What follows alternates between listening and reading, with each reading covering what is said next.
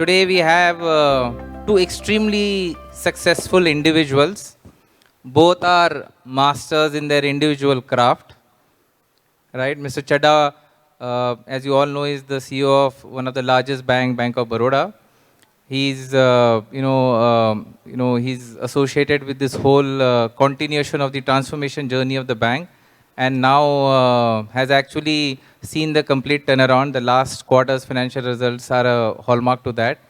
And Sindhu actually probably is the biggest sports person, right, or sportsman or sportswoman, I can say, whatever, India has produced and continue to make India really proud.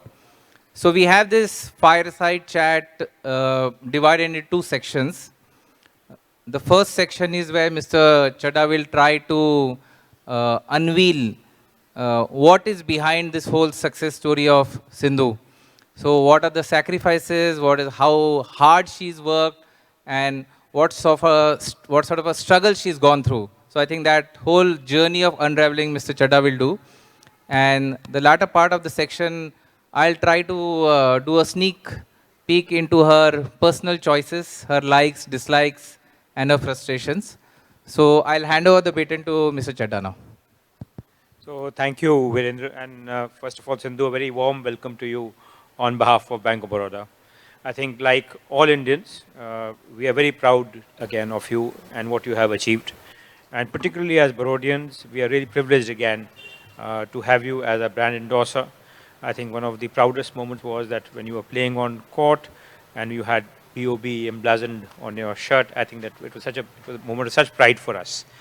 But becoming a world champion is something that doesn't happen every day. It does not happen to every person. You have to be really special to be able to do that. All of us strive for excellence. It's not something that all of us achieve.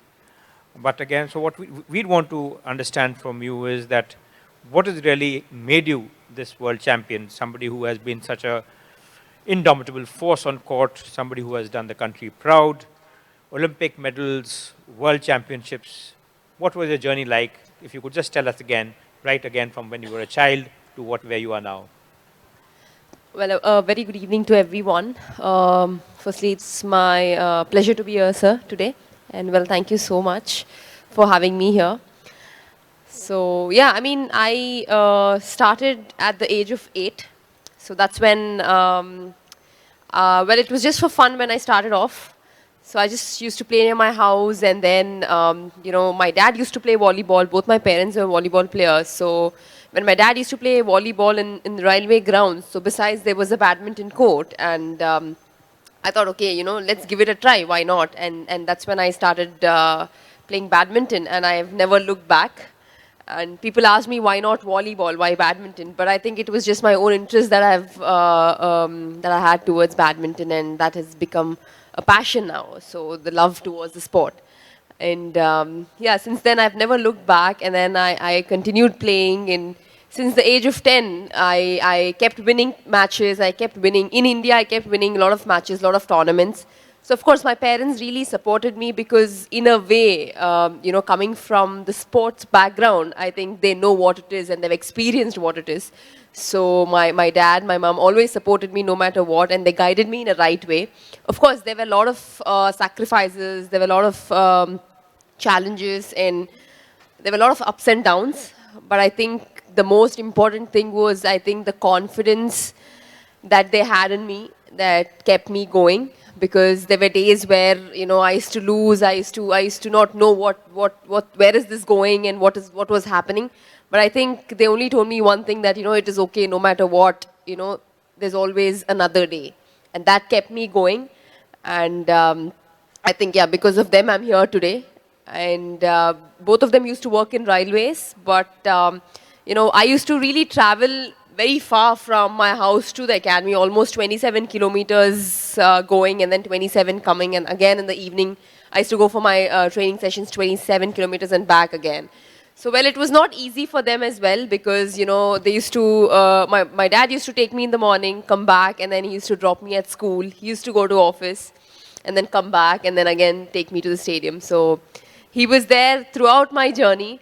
So in 2015 and 2016, my mom and dad have given their VRS, and they were always with me no matter what. And we shifted nearby to the academy so that, for me it was not really far and I could get much more rest because, when you play a sport, I think recovery is very important if you want to perform at the top level. So yeah, I mean, these are the sacrifices. I mean, now when I look back, and when I won matches, when I won medals for the country, and when I look back, you completely forget that. But I think my parents are like two pillars, I would say, and yeah, because of them, I'm here today. So it's really very inspiring, and I think, very frankly, I think if there's something that distinguishes Indian culture, it is the amount of investment parents make emotionally, psychologically, physical resources, and I think for all of us, I think it's really a time to remember and be grateful for our parents for what they have done.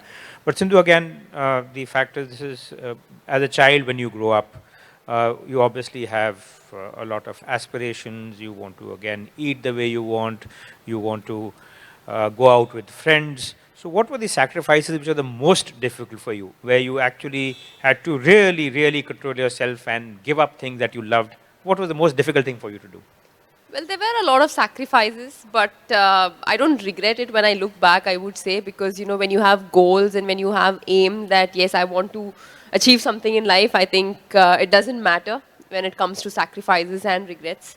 But yeah, I mean, when I used to go to school and my friends used to say that, why don't you come out? But I've never, I mean, I didn't have time basically because I used to train and then go back home and I'm really tired. And, even in my college days where people used to ask me, let's go out for a meal or let's go for a movie. And I used to be like, no. I mean, back then, everybody used to think that it was a joke, like, what is happening, what are you doing? But, when they meet me, they're like, back then, we thought it was something else, but now we really, like, hats off to you that you've proved that you're number one in the country. So I think that makes me feel really happy. But I think how many ever sacrifices you've done, I think when you win, you forget all that. And yeah, I mean, there are days where, we would like to eat junk food and, you can't resist that. But I mean, for me, yes, I have to control a bit. Being a sports person, it is very important that you take care of your diet. But at the same time, I think it's very important as well when you want to achieve something in life, you have to do those sacrifices. And I think I've had an aim, I've had goals in my life. And for that, to achieve that, I mean, nothing is more important. So Sindhu, again, if we look at you, I think nobody would ever dispute the fact that you are the most iconic sportswoman India has produced. Really inspire generations. And if we see today, despite being very frankly a patriarchal society, I think what Indian sportswomen have done is really remarkable. Wrestlers, shooters, you as a badminton player, it's really an inspiring story. So if again you were to give a message to the girls of this generation that, look, this is really what my story was, this is what I would want you to do, what would be your message to them? Well, I think it's very important. Firstly, I mean, there are a few things, yes, but it's very important that, the parents' support is the most important thing. Because I think without their support and without their guidance, we won't be coming so far. And I think secondly, it's very important that you need to do what you love. It's not that, somebody's pressurizing you to play the sport and you just go and play for the sake. But I think it's very important that that individual, that athlete needs to like the sport, love the sport and have that passion towards the sport. Because a lot of people, once they get into the sport, expect that, they want to win. But it is not so easy because everything needs practice and everybody needs to work hard. Because few people might get success at a very early age and few people might get success after a very long time. I think in that period, having that hope and believing in yourself is very important. Because, once you tend to lose and people keep questioning themselves, like, what is next? When am I going to win? But it is definitely a journey that, that is not easy. Everything needs time, everything takes time. But in that process, I think you need to have that hope that, yes, I can do it. And, how many times you fall down? I mean, it can be 9 times or 10 times. But that feeling you need to have that, yes, I can come back stronger. I think that confidence you need to have within yourself that, yes, you can do it. And I'm sure, success can definitely come at some period of time. So, Sindhu, again, your success has so many dimensions. I think, of course, what we are most proud of is, again, how you are as a person and how you actually have performed at the world stage. And what really always really impresses me is that you are the person who is there for the big occasion. Doesn't matter whether you have had a few tournaments which have been tough in the lead up to the big championships, but come the big championship, you are there to perform. But even apart from that, this has translated to financial success. For 3 years running, you have been one of the highest paid sports athletes. You manage your finances so well. At times, I wonder whether again, instead of making you a brand endorser, we should make you a banker. But tell us again that what is your investment philosophy and how do you actually manage to make your finances also such a success? Well, for me, I just focus on the sport at the moment, sir. But I think my finances and everything is taken care of my family, and especially my mom. But and also, of course, Bank of Baroda through Radiance, which is premier banking services, which has played a pivotal role definitely in managing my finances and investments. And I'm, of course, really very thankful to Bank of Baroda because, yeah, they've been very supportive no matter what. And always, I feel, I mean, it's my pleasure that, being in Bank of Baroda and of course their support means a lot. And I mean, it's been a couple of years now that I've been with Bank of Baroda and I'm sure that relationship continues for many more years. Excellent. Sidhu, any questions you would like to ask? Yeah, actually to Mr. Chadha? I've been waiting to ask you a question, sir, if you don't mind. Well, I'm extremely satisfied that, Baroda Radiance customer, my relationship manager acts as a single point of contact for all my banking and personal finance requirements. Also, a team of experts manages my investments with an objective of long-term appreciation. Even on the digital front, the bank has been very progressive. What I wanted to ask you was, what are the initiatives that I can look forward to as a customer of Bank of Baroda? So I think, Sindhu, again, as a bank, we have something like 130 million customers. Within that customer base, again, you would be very happy to know that we have 70 million Jan Dhan account holders. So we actually make the highest contribution proportionately, again, towards financial inclusion of all banks. 6% market share, 70% Jan Dhan. So first of all, the philosophy of the bank is that all customers are very important for us. We are committed to their financial well-being and their long-term interests. We'd want to be transparent and make sure that the customer always comes first. But it's equally, again, you might say, interesting that while having such a large body of Jan Dhan account holders, we are also very proud that quite possibly Bank of Baroda has the largest private bank sitting within BOB. So just 0.25% of our customers hold 25% of our deposits. It's a very important part of our customer base, and I think clients who are sitting here actually represent that customer base. So for us, again, making sure that even while we deliver on a mandate to our nation, mandate to our customers, it's very important that when it comes to the cutting edge, we want to make sure that we can give along with that the best possible customer service. So in today's world, digital has become very important because that is something which allows you, again, to do what you want at any point in time of the day. And we launched Bob World about a year back. In just a year, we have 25 million customers. Today, 4 times as many customers use Bob World as those who come to our 8,000 branches. So I think that's something which has been a great success for us. And I believe that is the basis on which we would want to make sure that we build enduring relationships with our customers. But we also acknowledge that even in this world, which has become digitally intermediated, the personal touch is very important. And particularly for our wealth management customers whose requirements are complex, whose needs are sophisticated, we must make sure that we can do something special for them. So that's where, again, our Baroda Radiance comes in. And recently, again, we have launched new products, Baroda Sapphire, for instance, to make sure that the very best, again, is available to our customers. So to my mind, what we would want to do is to, A, make sure that the digital intermediation is absolutely first rate, but along with that, you have the best advice available to you.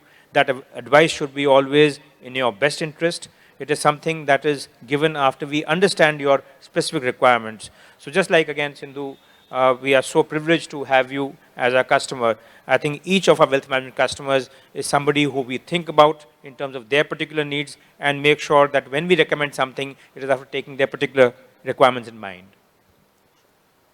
So can I ask another question, sir, if you Sure. don't mind? Well, I've also been privy to media reports that bank's financial performance has been stellar in the last couple of quarters. Could you share with us some of the key transformational areas which are driving this impressive growth for the bank? So I think in so many ways, Sindhu, again, we have been inspired by your story, right? So I think when you would have begun your career, the world of badminton was dominated by the Chinese players. And we at least were used to, again, accepting that, look, badminton is always going to be dominated by the Chinese. उसके बाद number 2-3 में Indonesians आएंगे, Hindustani आएंगे, वो देखी जाएगी. But you actually broke that, right? Because you believe that, look, even somebody who comes from Hyderabad, who comes from India, can be a world champion.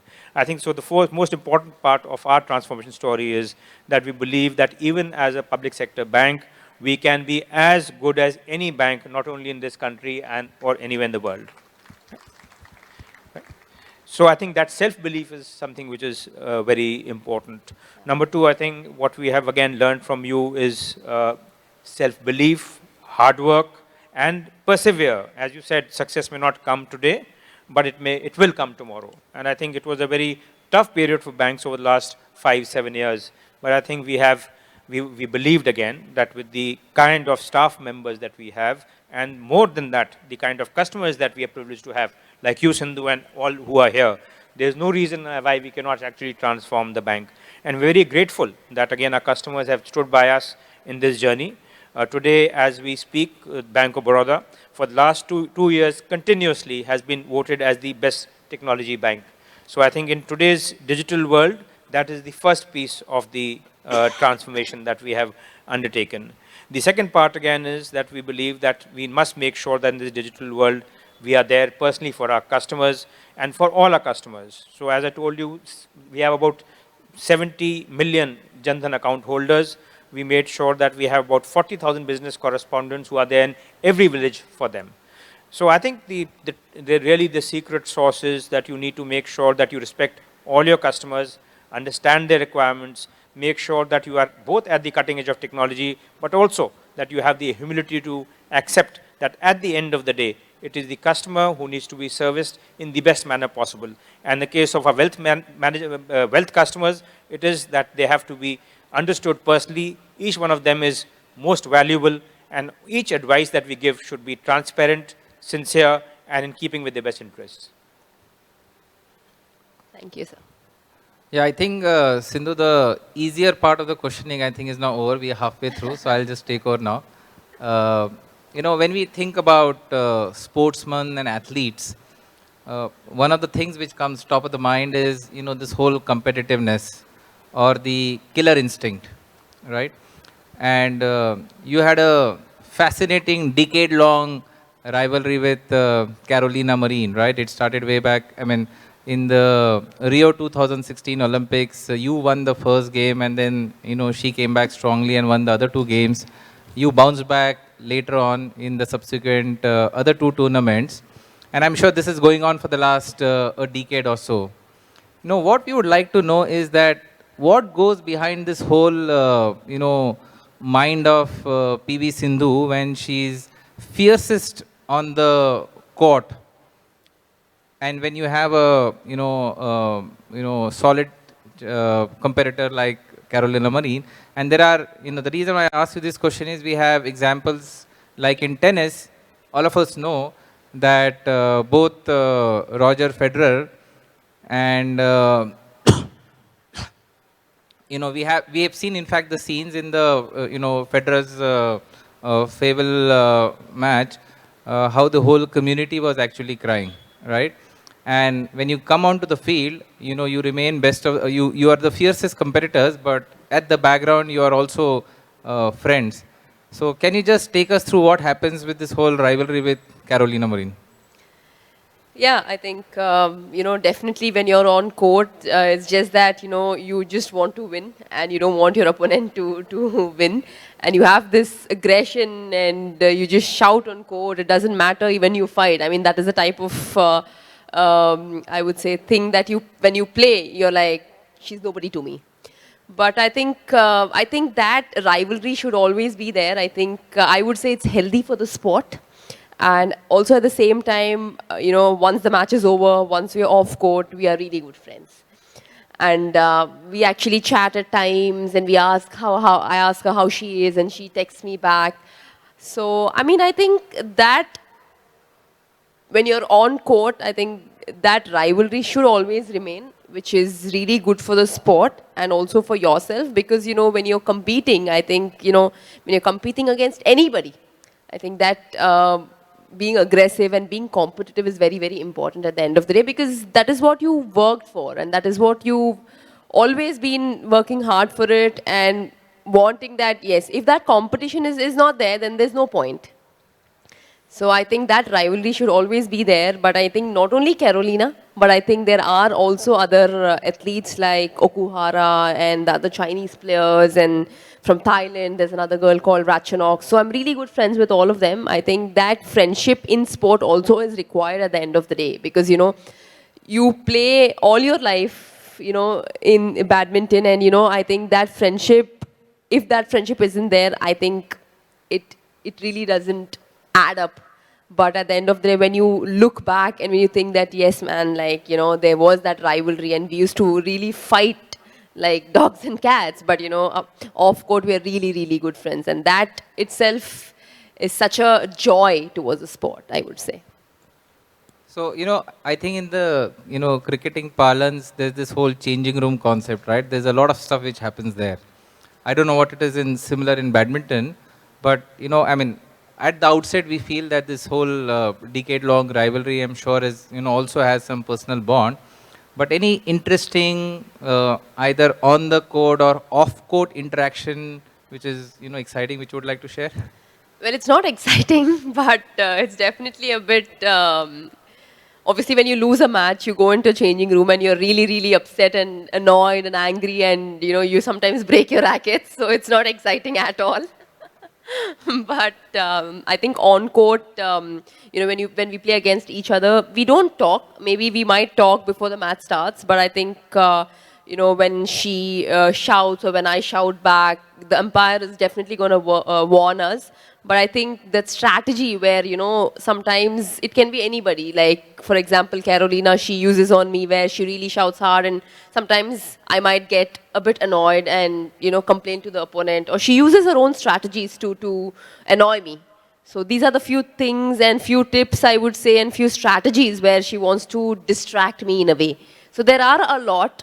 And sometimes, there are players where, they suddenly just smile, just laugh. And we're like, very, very serious, and we're like, what's wrong with her? And that might distract us. So when you play a match, each point matters, and we're very much focused all the time. And I think a small thing might also distract, and we tend to lose continuous points. So I think we have to be focused all the time, and also we need to understand and know what strategies are being played on you, and accordingly act, because it's not just that the opponent shows on you. It also matters where you counter them back. I think that is very important at the end of the day.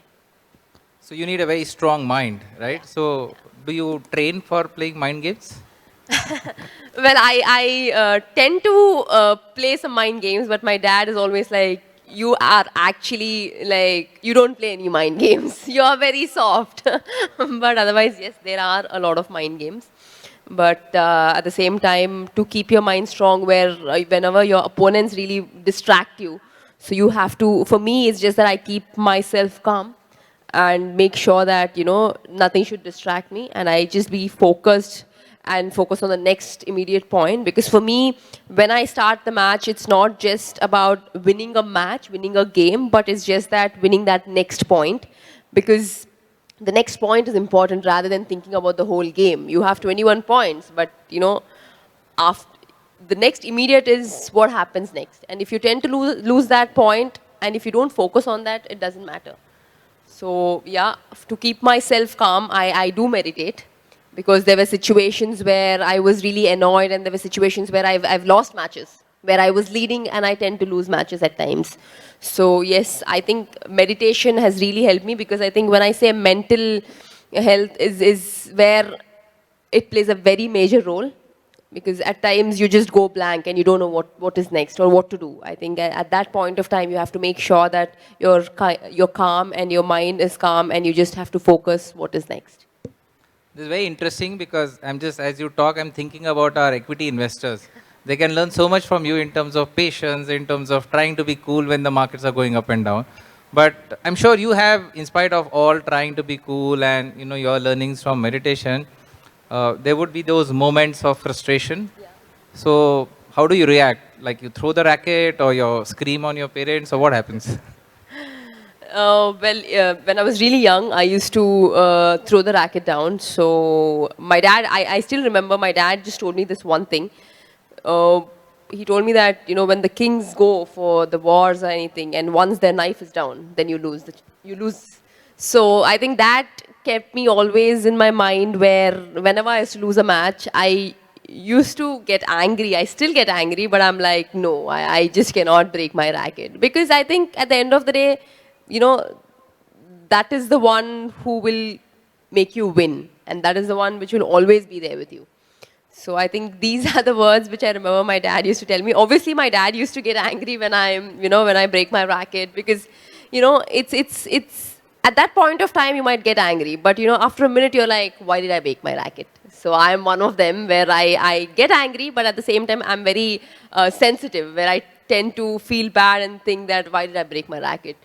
And yeah, I mean, there are also situations where, for example, I would especially take that one tournament, the World Championships. So my first medal I got at the World Championships was in 2013. And I was happy about it, because I was the first Indian woman to get a bronze at the Worlds. But the next time, even in 2014, I was again a bronze medalist. So I was like, I felt sad about it. I didn't know what to do. But then I just thought for myself that, yes, I need to work hard. And of course, 2017, again, I had chances where I could win, which was one of the longest matches. And in just 1 point, I lost, and I settled with silver. And back then I was thinking in my mind, like, when am I going to win these championships? Because you doubt yourself at times. And you tend to get angry, and you're like, how many times, how much ever I work hard, I'm not able to get it. But I think that took me to another level, and I kept working even more harder. But then, unfortunately, even in 2018, I again settled with silver. And that was a match where I told my parents that, I have been working hard, but I don't know what's happening. But yeah, I mean, they just told me one thing, that, it is okay. There's always a next time. There is always a next time, no matter what. I think, yeah, I kept that in my mind. And yeah, in 2019, finally, I got that gold for the country. And that was the moment where I completely forgot what all has happened in my life till then. And I think that one medal definitely changed everything. And that's one moment where I will cherish it forever. We are so proud of you for what you've done for the country.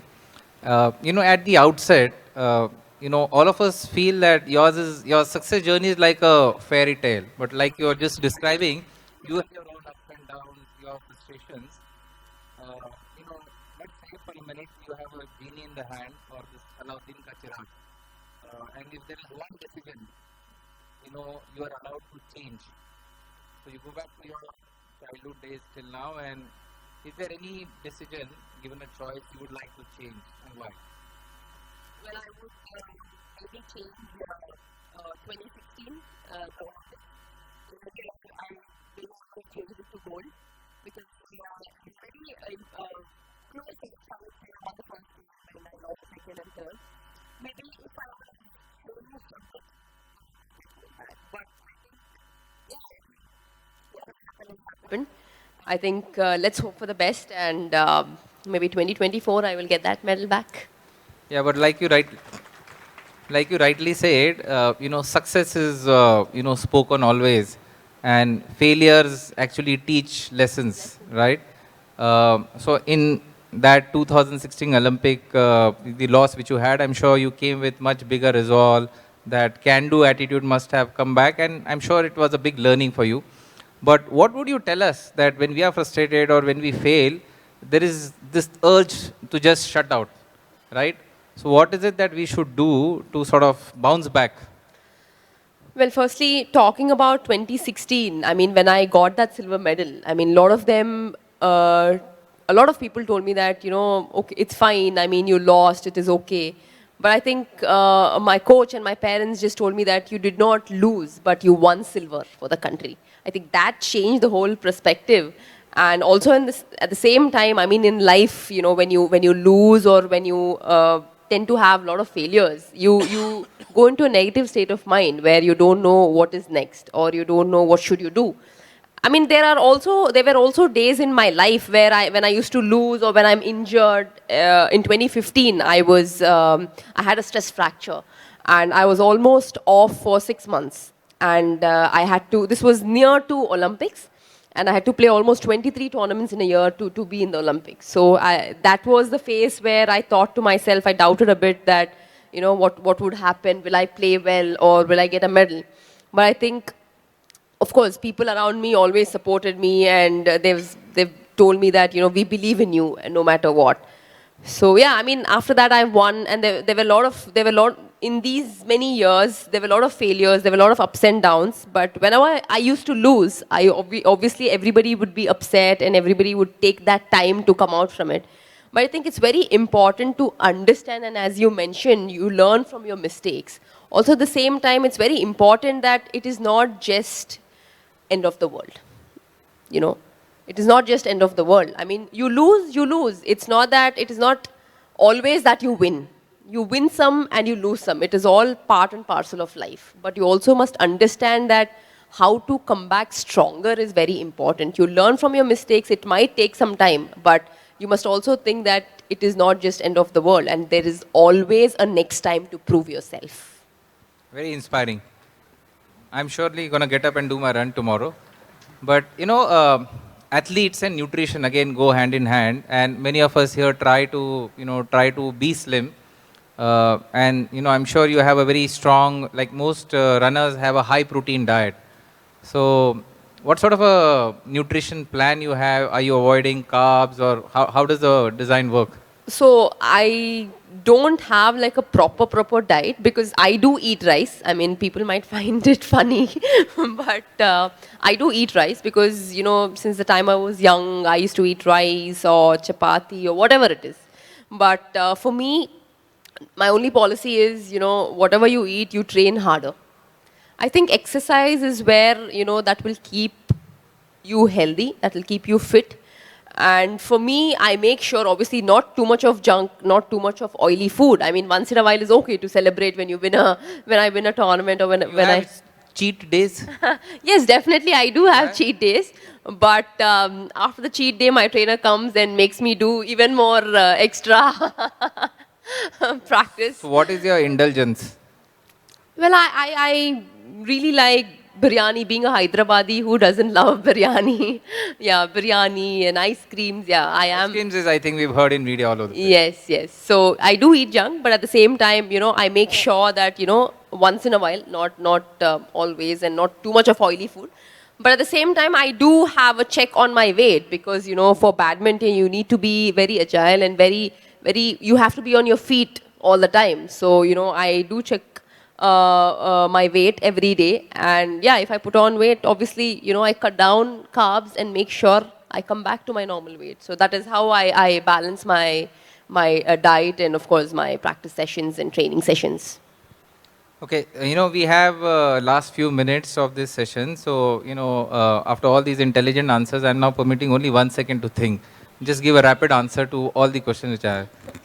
Okay, so if not badminton, what would your alternate career would have been? Well, when I was young, I thought I would become a doctor, but now I think being a badminton player is much better. So I think the country's probably missed out a great innovation of, you probably could have done something very big even in the field of medicine, but I think we've had a much better badminton player.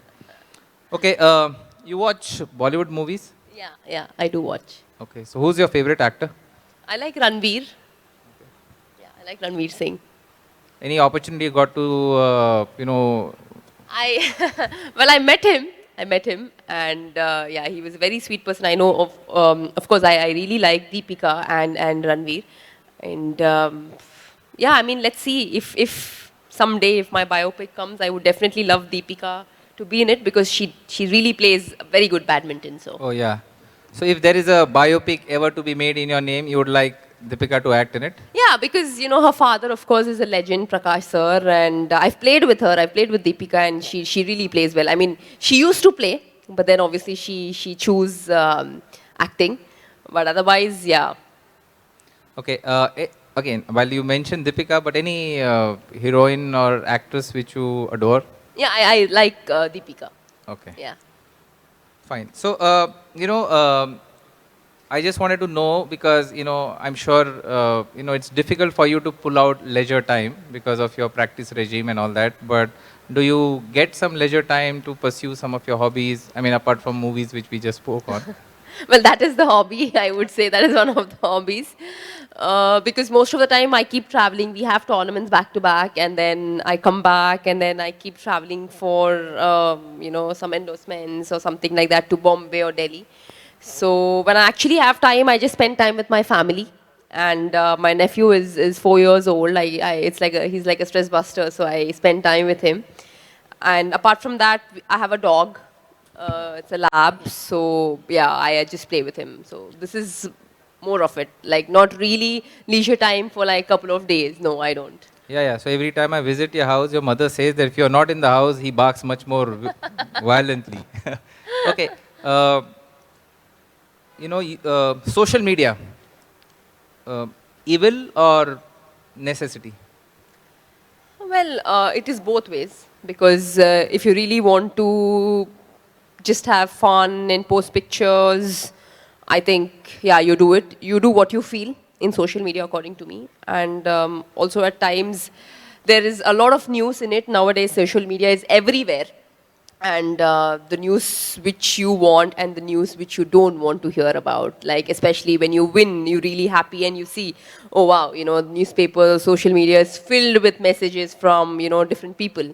But at the same time, when you lose, people who see A lot of there. people are trolling them. Yeah, a lot of people, tell a lot of things. But I think from that, I would just take what is required and just let go what is not. Because at the end of the day, it is just your mind. It is just in your mind. What you want to take, you take it. And what doesn't matter, doesn't matter. Any strangest rumor you heard about yourself which is not true through this trolling which happens? Not rumors, I would say, but especially like in sport, when you lose, it's like, what's happening? Is her career over? Or especially in 2018, I've had continuous matches, continuous tournaments, and almost I played 8 finals and I lost all of them in the finals.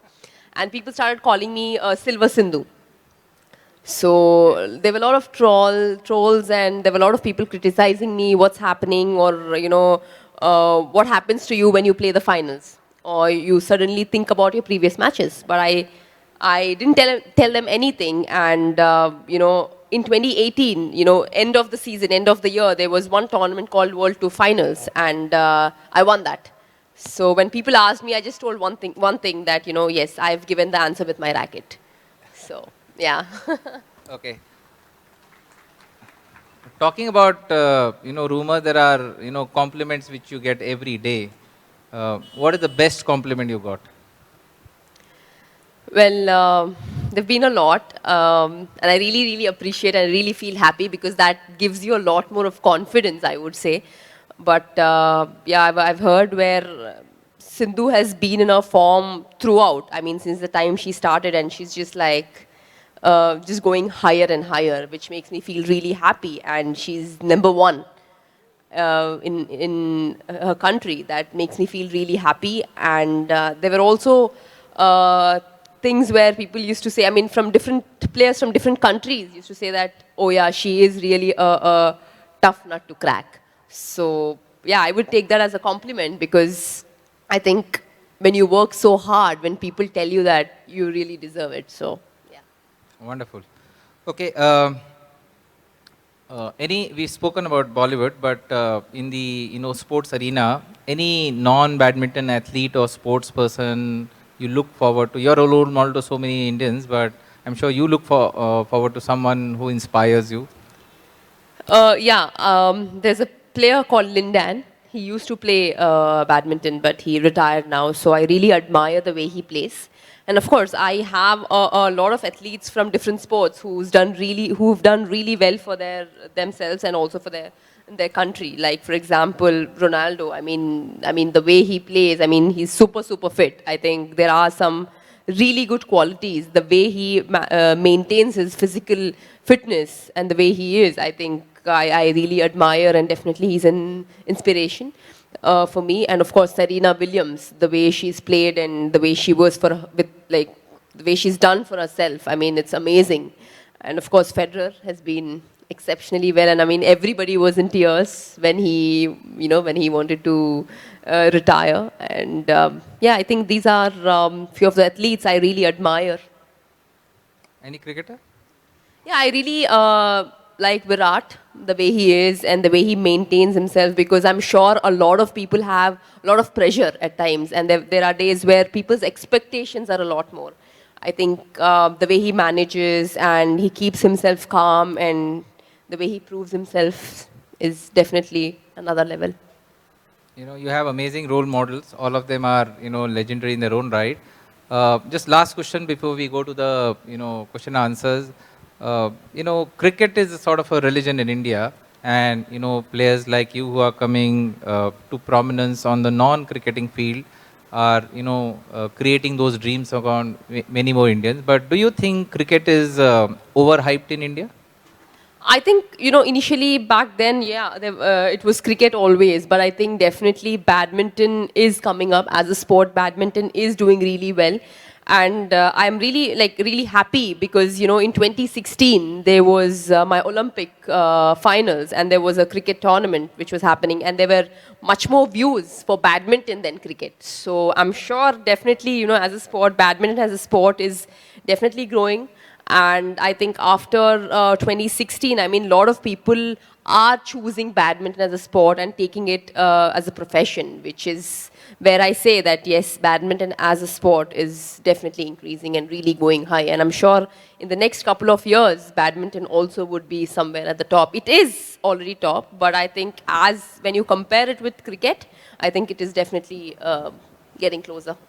Yeah, there are many gods of cricket in India, but there's only one queen of the court, right?